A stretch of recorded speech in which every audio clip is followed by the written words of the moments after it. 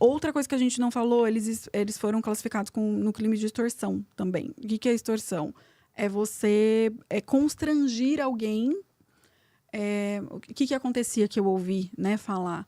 A pessoa fechava com eles. Então, estamos falando da Legacy, tá? Fechou com ele um asilo e se deu conta que caiu numa fraude, caiu num golpe, e aí a pessoa falava, eu não vou te pagar mais, eu não quero continuar, eu não quero prosseguir. Eu não tenho mais, às vezes, né? Ou eu não tenho mais, ou não quero mais prosseguir, para com isso, né, vamos parar. Ou foi atrás de uma orientação e viu que tinha caído num golpe, suspeitou mesmo, né? Exato. E aí, em vez deles falarem, ok, não... O número do seu processo é esse. Eles ameaçavam com violência, né, violência psicológica. E eu acredito que tendo sido vítima de profissionais da imigração, eu entendo o porquê que muitos imigrantes não denunciam. Porque quando você está out of status, ou como eu estive com uma ordem de deportação... Você está numa posição de refém. Porque qualquer movimento que você fizer, aquela culpa, aquele fora de status já está na sua cabeça, né? Ali, tipo, você já está errada. Você vai reclamar ficar ali o quê? no cantinho, sem ninguém te ver. Você não vai ficar... Exatamente, você não vai se expor, né? Uhum. Mel, o que era Legacy? A Legacy, ela era um escritório que se dizia que era um escritório de advocacia, mas não era. Imigratório. Eles ofereciam opções de aplicação de green card, legalização. visto, legalização para o imigrante, só que não tinha embasamento na lei. Então, um exemplo, a maioria dos asilos, quando você chega nos Estados Unidos, você tem que aplicar até um ano, determinado, né? Você tem um prazo. Raríssimas exceções. Tá. Então, eu até tenho, depois se você quiser, eu posso colocar. No meu celular, há um ano e pouco atrás, eles tinham uma call center, que é outra coisa aí, gente. Eles eram em 300 colaboradores, pelo que eu ouvi. Exato. Então, era uma gangue mesmo, né? O que eu ouvi por alto, assim, uma explicação, inclusive, você me corrige se eu estiver errada, é que ele sabia que existia essa brecha na lei do asilo, do pedido de asilo, que é você pedir asilo mesmo sem fundamento. É que só, para quem está assistindo, a gente não entende muito de imigração, é assim, asilo. Você manda, geralmente, 3 formulários. O 360, que contém o porquê que você está pedindo asilo. O 765, que vai te dar a permissão de trabalho social. E, posteriormente, se isso for aprovado, o I-485, que é o seu ajuste de status. Quando você manda o pedido do asilo com o formulário que vai te dar a permissão de trabalho, a permissão de trabalho social... Então, geralmente, a permissão de trabalho e o social são aprovados. Aí, aquele imigrante... Eles vêm antes? Exato. E aí, aquele imigrante fala assim, legal, agora tem um social... Vou trabalhar legalizado. Exato. E isso acontece, a pessoa aplica, porque aquele social, que para quem não sabe é o CPF, e aquela permissão de trabalho é válida, pelo menos por um tempo. Só que o que acontece? Eu sempre digo que um asilo sem base, um asilo... Sem motivo, sem causa, sem causa, um asilo sem falso, prova. Ou até mesmo um asilo fraco. Pode ser que o asilo seja verdadeiro, real, mas não tem as provas necessárias para que seja aprovado. Mas eles aplicavam para qualquer pessoa, sem critério, praticamente, sem prazo. Inclusive, por exemplo, a pessoa está aqui há 10 anos. É agora que você vai reclamar que você sofreu algum tipo de tortura, de perigo no seu país. Você não pode voltar. Cadê suas provas? Não tenho. Então, assim, quando isso for julgado, como ele é um processo sem nenhum fundamento, você recebe uma ordem de deportação. É por isso que eu falo que... Mas as pessoas... os supostos profissionais aplicam, por quê? Porque a maioria das pessoas acreditam que ao receber aquele documento que é uma permissão de trabalho e o número do social, que é como se fosse o nosso CPF, ele já está livre para ele viver e para ele poder fazer tudo aqui, né? E aí o que acontece? Ele ganha tempo também. Então, qual era o lance? Não tem motivo, não tem nenhum fundamento. mas vamos ganhar tempo, que até lá você pode trabalhar legalmente. Mas quando isso for julgado, Vai ser negado. É o que eu costumo... 100% de chance de ser negado, né? É o que eu costumo dizer que o asilo sem base, ele é uma bomba relógio. Ela vai explodir. Tic-tac, Então, entre tic-tac. você, de novo, não é uma orientação jurídica, mas entre Claro. a pessoa ficar out of status, que ela tá ali, Fora de status, tá é. errado. Tá errado, mas não aplicou para um documento... Não está mentindo. Exato. Para um documento onde está sendo preenchido e enviado, e está sendo enviado depois um combo da imigração para você, até você esperar isso ser analisado, julgado. Mentira. Sim. É uma mentira. Então, algumas pessoas, respondendo a sua pergunta... É fraude, né? É uma fraude. Algumas pessoas, alguns clientes deles mais simples, e quando a gente terminar essa parte aqui, se você quiser, eu posso até mostrar a ligação que eu recebi há 1 ano e meio atrás. Outra forma de vocês identificarem se o escritório é sério. Advogado bom, um escritório sério, por lei, eles não podem te ligar oferecendo opções de como você se legalizar no país. Não é assim que funciona. É você que entra em contato com eles, não o contrário. Eu recebi uma ligação... Não tem um call center oferecendo milagre, Exato. né? Então, você está numa situação que você já está fora do status, ou você nem tem um status. E aí fica um call center, telemarketing, te ligando o dia inteiro e falando que você pode, que você vai ganhar tempo, que você vai ter aquele documento, que você vai ficar aqui legalmente. Muitas pessoas vê a esperança nisso e elas acreditam e elas dão todo o dinheiro que elas tiverem para que isso seja verdade. As promessas são infinitas. Inclusive, um deles, eu escutei falando para a pessoa que se ela aplicasse, enquanto estava sendo analisado, assim que chegasse o combo com essas documentações, ela já podia trabalhar, por exemplo, legalmente até para o governo. Olha isso. Sério? Eles vão longe. Exatamente. Então, a pessoa, ela acaba sendo iludida, né? Pega a pessoa numa situação vulnerável também, como a maioria. Eu acho que até para os que caíram no golpe, fica também a dica de prestar muita atenção. Eu estou assistindo muitos vídeos sobre isso, e uma das pessoas que eu assisti outro dia falou até uma coisa que faz sentido, né?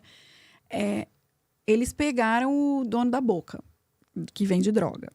O que acontece geralmente? Isso não é sobre drogas.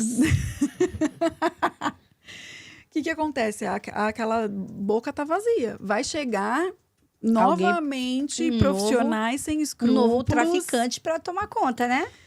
E vai tomar conta e vai oferecer novamente soluções não realistas. E às vezes baseado em cima dessa mesma história para te falar que vai ter jeito. Exato. Então tem que tomar muito cuidado.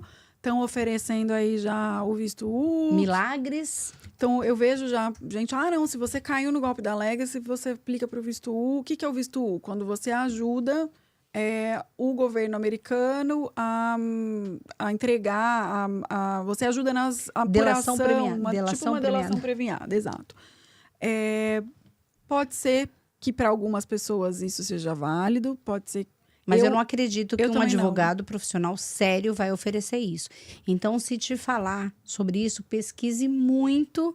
Que se for acontecer mesmo e for verdade, a gente fica feliz, não fica triste, né? Mas pesquisa, porque não é papel do advogado sério fazer isso. Então, já é uma bandeira vermelha, né, Mel? Eu acredito que, dependendo do caso, talvez. Mas tem que ver, de novo, com um advogado licenciado, que tem uma licença ali a zelar e que não vai pegar qualquer casinho só para proteger a pessoa. Eu ouvi advogado hoje dizendo que não pega, não vai pegar nenhum, principalmente desse histórico. Né? Então. Que ele acha que as chances são praticamente zero. Né? E que ele não quer enganar ninguém, não quer. A pessoa já veio de um problema, já gastou dinheiro, né? Inclusive, essas pessoas, é isso mesmo que a Mel falou. Quando davam um alerta ali que elas vão reclamar por alguma coisa, querer saber sobre o processo, querer ver, às vezes, a documentação, ou atrás de alguma resposta, ou falar só vou pagar quando elas eram chantageadas, né? Sim. Eu tenho uma clientinha que ela entrou em contato comigo, não foi desse pessoal, não foi da Legacy, foi um outro. Existem, acredite ou não, muitos escritórios que fazem isso. E eu tô muito feliz que isso aconteceu, porque Não pelas pessoas, né? Pelas vítimas, não por isso, né? Mas porque eu ficava assistindo e eu ficava pensando assim, gente, quando que a casa vai cair? Né? Quantas mais pessoas serão A gente prejudicadas? tá num país que eu achava que era sério. Como que esse pessoal tá dando golpe nos imigrantes e ninguém vai fazer nada? Então é ótimo que a casa tenha caído. Eu acredito que agora esses outros escritórios que fizeram mesmo vão ficar mais atentos ou talvez fechar. Ou mudar o esquema, né? Exato. Ou mudar o esquema. Mas uma das minhas clientes que eu ajudei ela entrar... Tem um pessoal muito simples aqui, né? Não sabe inglês, enfim. Ela chegou para mim e falou, eu dei entrada num asilo, descobri que não deveria ter dado a entrada, pedi para eles cancelarem, eles falaram que não vão cancelar. Eu falei, então tá bom, muda o endereço de correspondência para eu saber, que é outra coisa importantíssima para vocês que caíram no golpe. Mude o endereço para as correspondências chegarem para você saber o que está acontecendo. Exatamente. Quem pode fazer isso no site? A pessoa mesmo. A própria pessoa, se ela tiver informações do processo dela, né, Mel? Exatamente. Ou existem N formas, né? Então, o que eles faziam, né? E faziam erroneamente, as correspondências eram enviadas para o escritório deles. Então, se você foi vítima deles, faça um cadastro na USCIS e tenta comunique. Eles têm um formulário, se eu não me engano, é o vou lembrar o nome agora, eu acho que é I-130. Não é o I-130. Enfim, tem um formulário que você pode mandar por correio e avisar que o seu endereço mudou, tá? Então, eu acredito que uma das formas de fazer isso é através desse formulário. Você pode fazer isso? Eu posso. Então, procure um profissional. Eu vi, inclusive... Eu posso ajudar, né? Na verdade, como preparadora de documentos. Exatamente. Quando você já vai com isso pronto, com essa intenção pronta, ela pode te ajudar a preencher isso, né? E não te orientar. E além disso, eu acho muito importante esse pessoal que caiu no golpe, de fato, procurar um advogado licenciado para saber como encerrar esse processo, se aparece na corte que se foi aberto por acaso, né? Porque tem uns que são fantasma, nem foram abertos. Tomara que não tenha. E a pessoa dando dinheiro até hoje. Eu ouvi, inclusive, de ex-funcionários dessa empresa dizendo que quando elas vendiam, né? Nem sei como dizer isso, né? Esse processo. O golpe. Vendiam o golpe. E você pagava direto para a empresa. Mas se você falasse, não, eu preciso parcelar, eu não tenho o total dessa quantia, eles geravam um código, um link, um QR Code, enfim. Que quando você fazia esse pagamento, aparecia a Razão Social, que era uma empresa de colchão. Como se você estivesse comprando um colchão. Aí o cliente questionava, falava, olha, eu fiz esse pagamento, mas aqui no meu comprovante está como se eu tivesse comprado um colchão, né? Tem até a data da venda. Não, fica tranquilo, isso é gerado só realmente para te dar a possibilidade desse financiamento, desse parcelamento.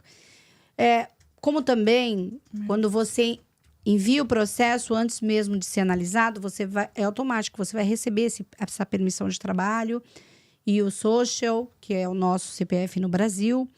E quando essas pessoas recebiam esse combo, não era a resposta do pedido, era só esses documentos iniciais, que chama combo card. Combo card. Isso. Que é Eles chamavam as pessoas para vir direto no escritório e ali eles falavam, a sua documentação chegou, agora você vai ficar legalizado aqui.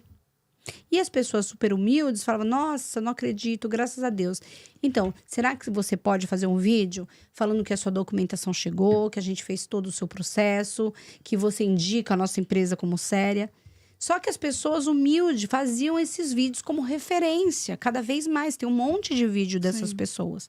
Só que aquilo não era o green card da pessoa que chegou. Era só a permissão. Era só a permissão de trabalho. E elas achavam que ali o próximo passo já era receber o green card. Então, elas faziam o vídeo dando referência e continuavam pagando. Sabe? Eu não lembrei o nome do formulário, mas eu vou, para você que está assistindo e você foi vítima, eu vou deixar aqui, vou fazer o seguinte. Entre em contato comigo, vou deixar o contato aqui embaixo. Todas as informações dela vão ficar aqui na que descrição. Eu posso mandar o formulário de graça, tá? É só Sim. você preencher e avisar que houve uma mudança de Sim, endereço. sim. Porque se eles precisem... Você pode entrar aqui no comentário, você pode deixar o seu e-mail e deixar uma mensagem para ela que você quer receber esse formulário. Ela, através do e-mail dela, ela faz a gentileza de encaminhar para você. Né? Mas é importantíssimo, se você foi vítima, entrar em contato com a USCIS, acompanhar o seu caso. Saber se tem um caso, né? Exato. Mas no caso, vamos supor que essa pessoa tenha. Vão ser né? otimista.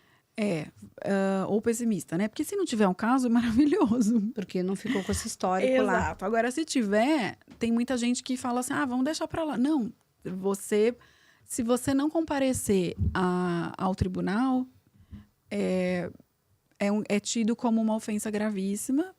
Então, você vai receber uma deportação e vamos supor que você está dirigindo aí, você é parado. Agora, eles linkaram, em alguns estados, a polícia rodoviária tem link com a imigração.